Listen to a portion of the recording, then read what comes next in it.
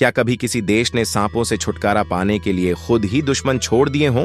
क्या आपने सोचा है कि एक मासूम सी दिखने वाली योजना 25 साल बाद एक भयानक इकोलॉजिकल डिजास्टर बन सकती है? और जब ये प्लान जापान जैसे वैज्ञानिक और टेक्नोलॉजी में आगे रहने वाले देश का हो, तब तो हैरानी और भी बढ़ जाती है। जापान के एक खूबसूरत लेकिन सांपों से भरे द्वीप पर सरकार ने एक चाल चली। सांपों को खत्म करने के लिए वहां छोड़े गए नेवले। शुरुआत में लगा कि मिशन काम कर गया, लेकिन वक्त बीतता गया और 25 साल बाद जो सच्चाई सामने आई वो पूरे देश के लिए एक सबक बन गई। नेवले आए थे सांपों को मारने, लेकिन फिर उन्होंने क्या कर डाला? क्या ये नेवले जापान की जैविक प्रणाली के लिए सबसे बड़ा खतरा बन गए? और क्या ये एक ऐसा फैसला था जिसे आज भी वैज्ञानिक सबसे बड़ी गलती मानते हैं? इस सच्ची और चौंकाने वाली कहानी में आपको मिलेगा एक प्लान जो बूमरैंग बनकर लौटा और एक सबक जो दुनिया के हर देश को सोचने पर मजबूर करता है। तो जानिए जापान के उस द्वीप की कहानी जहां नेवले छोड़े गए थे सांपों के लिए, लेकिन फिर जो हुआ वो किसी हॉरर फिल्म से कम नहीं था। इसी तरह की और रहस्यमयी जानकारी प्राप्त करने के लिए हमारे चैनल ट्रू हिस्ट्री को आज ही सब्सक्राइब करें और बेल आइकॉन को प्रेस करें। एक दिन ऐसा भी था, नेवले दिन में शिकार करते थे और हाबू सांप रात को, यानी अब खतरा 24 घंटे का हो गया था। आज भी जापान की सरकार और वैज्ञानिक संस्थान इस प्रयोग को एक दर्दनाक चेतावनी की तरह याद करते हैं कि जब भी हम प्रकृति से छेड़छाड़ करें तो एक बार नहीं 100 बार सोचें। जब उम्मीद ने ही तबाही मचा दी। जापान की एक बड़ी भूल। एक समय की बात है जब जापान का अमामी ओशिमा द्वीप सांपों के आतंक से जूझ रहा था। वहां के लोग खौफ में जी रहे थे, खेत उजड़ चुके थे, बच्चों का बाहर खेलना बंद हो गया था और हर ओर एक ही खतरा मंडरा रहा था, हाबू सांप। ये सांप इतना जहरीला था कि उसके काटने से मौत भी हो सकती थी। सरकार के सामने बड़ा सवाल था, इस जहर के समंदर से कैसे बचा जाए। इसी बीच विशेषज्ञों की एक आपात बैठक बुलाई गई। लंबे विमर्श और रिपोर्टों के बाद एक अजीब लेकिन प्राकृतिक समाधान पर सहमति बनी। नेवले छोड़े जाए। नेवला, जो कि सांपों का पारंपरिक दुश्मन माना जाता है, फुर्तीला, निडर और जहर से लड़ने की जैविक क्षमता रखने वाला जीव। वैज्ञानिकों को उम्मीद थी कि नेवले इस द्वीप को हाबू सांपों से मुक्त कर देंगे, लेकिन यहाँ एक बड़ी बात नजरअंदाज कर दी गई। नेवले जापान के पारिस्थितिक तंत्र का हिस्सा नहीं थे। वो जीव थे गर्म देशों के, जैसे भारत, नेपाल और पाकिस्तान। फिर भी भारत से लाए गए 30 नेवले अमामी द्वीप पर छोड़े गए। पहली नजर में यह प्रयोग सफल होता दिखा। सांपों का डर कम हो रहा था, लोग राहत की सांस लेने लगे। लेकिन कुछ वर्षों बाद हकीकत ने सबको चौंका दिया। सांपों की संख्या कम होने के बजाय बढ़ रही थी और नेवले, वो तो सांपों को ढूंढ ही नहीं रहे थे। कारण था, हाबू सांप रात को सक्रिय होते हैं, जबकि नेवले दिन में, यानी दोनों का आमना सामना होता ही नहीं था।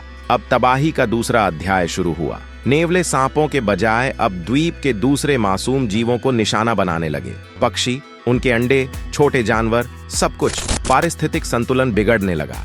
जैव विविधता पर संकट आ गया और यह संकट कुछ सालों तक सीमित नहीं रहा। शुरुआती 30 नेवले अब 30,000 से ज्यादा हो चुके थे। एक ऐसा जीव जिसे उम्मीद के साथ लाया गया था, वही अब प्राकृतिक आपदा में बदल चुका था। ये कहानी सिर्फ जापान की नहीं, बल्कि पूरी दुनिया के लिए एक सीख है। प्रकृति से छेड़छाड़ का नतीजा कभी कभी इंसान की कल्पना से भी परे होता है। नेवले तो आए थे रक्षक बनकर, लेकिन कब विनाश के वाहक बन गए, किसी को पता ही नहीं चला। दिन की रोशनी में जब नेवले और हाबू सांप आमने सामने आते भी थे, तब भी वो वही जुनून और आक्रामकता नहीं दिखा पा रहे थे जिसकी उम्मीद वैज्ञानिकों ने की थी। नेवले जैसे बिना रुके सांपों का शिकार करेंगे, वो कल्पना सिर्फ कल्पना ही बनकर रह गई। और यहीं से शुरू हुआ एक ऐसा अध्याय जिसकी किसी ने कल्पना नहीं की थी। जब नेवले को दिन में सांप नहीं मिले, तो उन्होंने अपने शिकार की दिशा बदल दी। अब उनकी नजर उन मासूम जीवों पर जा टिकी जो पहले कभी इस द्वीप की पहचान थे, खासकर द्वीप की दुर्लभ प्रजातियों के खरगोश, जो अब धीरे धीरे उनकी भूख का शिकार बनने लगे। नेवले पेड़ों पर चढ़ने लगे, पक्षियों के अंडों को चुराकर खा जाते, जिससे उन पक्षियों की पीढ़ियां तक खतरे में आ गईं। प्राकृतिक संतुलन पूरी तरह बिगड़ने लगा। स्थानीय लोग ये बदलाव अपनी आंखों से देख रहे थे।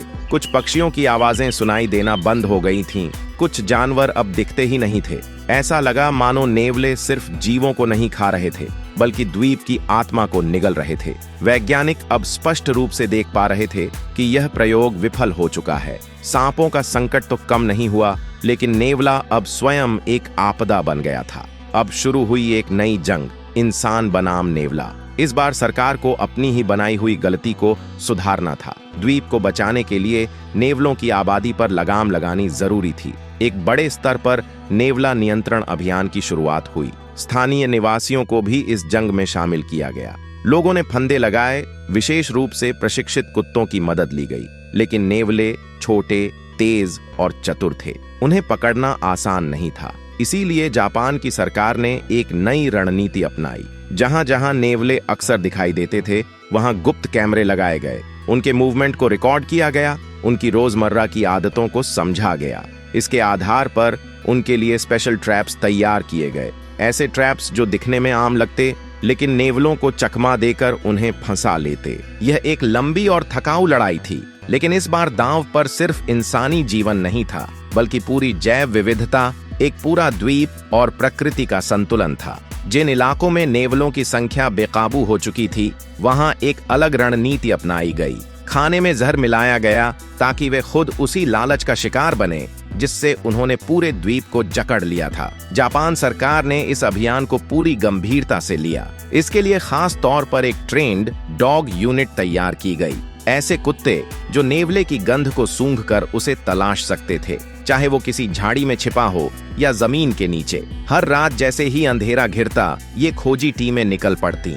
जंगलों की घनी परतों में, खेतों के किनारे, बस्तियों के इर्द गिर्द उस शिकारी को ढूंढने जो खुद शिकार बन चुका था। जापान ने आधिकारिक रूप से ऐलान किया कि अमामी ओशिमा अब नेवला मुक्त है। करीब 40,000 से ज्यादा नेवले या तो पकड़े गए या खत्म कर दिए गए। शायद सुनने में ये क्रूर लगे, लेकिन सवाल ये है, जब इन नेवलों की वजह से 15 से ज्यादा स्थानीय प्रजातियां लगभग विलुप्ति के कगार पर पहुंच चुकी थीं, तब क्या और कोई रास्ता बचा था? आज उस द्वीप पर नेवले नहीं हैं, लेकिन हाबू सांप और चूहे अब भी वहां मौजूद हैं। और सबसे बड़ा सवाल यही है, क्या यह कहानी यहीं खत्म हो गई? नहीं, नेवले तो चले गए, लेकिन उनका असर, उनका दखल अब भी अमामी ओशिमा की प्रकृति में गूंजता है। जिन प्रजातियों की संख्या बिगड़ी, वो अब भी अपनी जगह पाने की कोशिश कर रही हैं। पारिस्थितिक संतुलन धीरे धीरे तो लौट रहा है, लेकिन आज भी वैसा नहीं हो पाया जैसा नेवलों के आने से पहले हुआ करता था। यह घटना सिर्फ एक प्राकृतिक प्रयोग की विफलता नहीं है,